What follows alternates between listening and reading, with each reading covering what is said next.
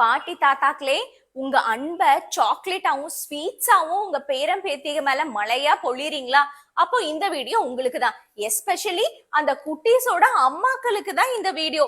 அவங்க தான் அதனால எவ்வளவு கஷ்டப்படுறாங்கன்னு தெரியும். சோ மறக்காம ஃபுல் வீடியோவை பாருங்க. மாம் கில்ட் இஸ் ரியல். அதாவது சொத்தப்பல் ஃபுல்லா வலியோட வரும்போது அந்த அம்மாக்களோட கில்ட் எவ்வளவு இருக்கு தெரியுமா?